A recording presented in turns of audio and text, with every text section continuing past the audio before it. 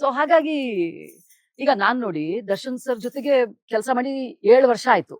ನಾನು ಅವ್ರ ನಿಜವಾದ ಅಭಿಮಾನಿ ಆಗಿದ್ದು 7 ವರ್ಷದ ನಂತರ ಇತ್ತೀಚೆಗೆ. ನನಗೂ ಹೇಳಿದ್ರು ಯಾರೋ ಕೆಲ್ಸಕ್ಕೆ ಬರದವ್ರು ಒಂದಿಬ್ರು, ಏನೋ ಒಂದು ಸೈಡ್ ರೋಲ್ ಸಿಗ್ಲಿ ದರ್ಶನ್ ಸರ್ ಜೊತೆಗೆ ಅಂತ ಅಂದ್ಬಿಟ್ಟು ಸಪೋರ್ಟ್ ಮಾಡ್ತಾ ಇದ್ದಾಳೆ ಅಂತ. ನಾನು ಒಂದಿನೂ ಬಿಡುವಿಲ್ದಂಗ್ ಶೂಟಿಂಗ್ ಮಾಡ್ತಾ ಇದ್ದೀನಿ, ನೀವೇ ನೋಡ್ತಾ ಇದ್ದೀರಾ.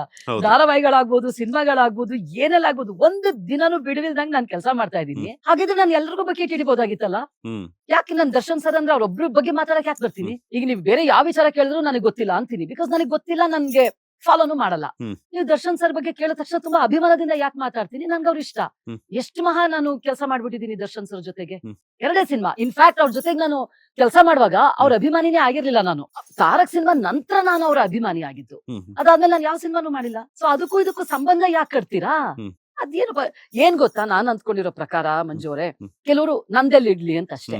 ಏನೋ ಒಬ್ರು ಚೆನ್ನಾಗಿದ್ದಾರೆ, ಅದ್ರಲ್ಲೂ ದರ್ಶನ್ ಸರ್ ವಿಚಾರಕ್ಕಂತೂ ಎಲ್ರಿಗೂ ಏನೋ ಒಂದು ಖುಷಿ ಬರುತ್ತೆ ಅವ್ರನ್ನ ಸಪೋರ್ಟ್ ಮಾಡೋರ್ನ ಬೈಯಕ್ಕೆ. ನನಗೂ ಬಹಳಷ್ಟು ಮಾತಾಡಿದ್ದಾರೆ ಸೋಷಿಯಲ್ ಮೀಡಿಯಾದಲ್ಲಿ, ಅಷ್ಟಿಷ್ಟಲ್ಲ. ನನಗೆ ಜೀವನದಲ್ಲಿ ಇಷ್ಟೆಲ್ಲ ಸಾಧನೆ ಮಾಡ್ಕೊಂಡು ಬಂದವಳು ಇದನ್ನೆಲ್ಲ ಕೇಳ್ಬೇಕಾ ಅಂತ ಬೇಜಾರ್ ಕೂಡ ಆಗಿದೆ. ಆದ್ರೆ ಅದು ಅವ್ರ ಮನಸ್ಥಿತಿನ ತೋರ್ಸುತ್ತೆ ಹೊರತು ನಮ್ದೇನು ಪ್ರಾಬ್ಲಮ್ ಅಲ್ವೇ ಅಲ್ಲ. ಜನರಿಗೆ ಯಾವ್ದು ಸತ್ಯ ಯಾವ್ದು ಮಿಥ್ಯ ಅಂತ ನೋಡುವಷ್ಟು ಗೊತ್ತಾಗಲ್ವಾ. ಅವ್ರ ಬಗ್ಗೆ ಆ ರೀತಿ ಮಾತಾಡೋರ್ ಬಗ್ಗೆ ಅದು ಕೆಟ್ಟ ಅಭಿಪ್ರಾಯನ ತೋರ್ಸುತ್ತೆ.